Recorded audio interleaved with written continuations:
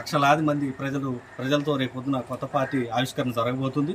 మా నియోజకవర్గం నుంచి మా జిల్లా నుంచి వేల మంది జనం వెళ్ళడానికి సిద్ధంగా ఉన్నారు. ఈరోజు నైట్ 9 గంటలకు మేము బయలుదేరి రేపు జరగబోతున్నటువంటి ఆ యొక్క కొత్త పార్టీ ఆవిష్కరణలో మేమంతా కూడా కలిసికట్టుగా వెళ్ళడానికి సిద్ధంగా ఉన్నాం.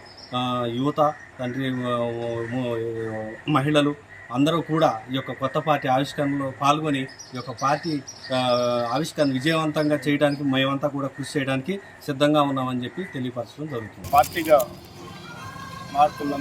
మారుతున్నందుకు అందరికీ శుభాకాంక్షలు తెలియజేస్తున్నాను. ముఖ్యంగా తెలంగాణ జాగృతికి హుజూర్నగర్కి ఒక ముఖ్యమైన అనుబంధం ఉంది. తెలంగాణ జాగృతి హుజూర్నగర్లో మొట్టమొదటి పొరుగు పోస్తుంది. అది నేడు పార్టీగా మారడం మా అందరికీ సంతోషదాయకం. తర్వాత గత పాలకులు కాంగ్రెస్ కానీ టీఆర్ఎస్ కానీ ఉద్యమకారుల్ని పట్టించుకోకపోవడం, తర్వాత ప్రజాధనాన్ని దుర్వినియోగం చేయడం, గత పాలకులు చేసినటువంటి దానికి భిన్నంగా కొత్తగా నూతన రాజకీయ ఆవిష్కరణ ఏర్పడుతూ ఉంది. దీనిలో అందరూ భాగస్వాములు కావాలని కోరుతూ ఉన్నాము.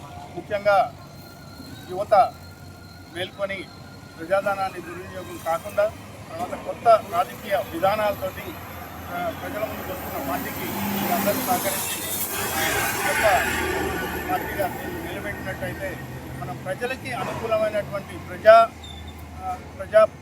ప్రజలకు వారి యొక్క మనస్థితిని చూసి వారిలో నుంచి వచ్చినటువంటి దాన్నే మేనిఫెస్టోగా తీసుకోదలుచుకున్నాము.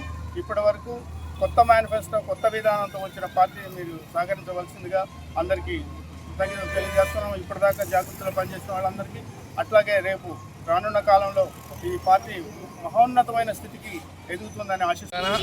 జై జాగృతి, జై కవితక్క. ఈరోజు కవితక్క గారి పార్టీ ఆవిర్భావం కొరకు అందరం తరలి హైదరాబాద్ వెళ్తున్నాం.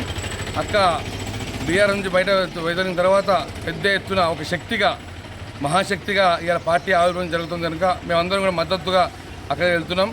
ఇటీవలనే 32 ఏళ్ళ జర్నలీ జీవితానికి స్వచ్ఛ చెప్పి అక్కకు మద్దతుగా పార్టీలు చేయడం జరిగింది.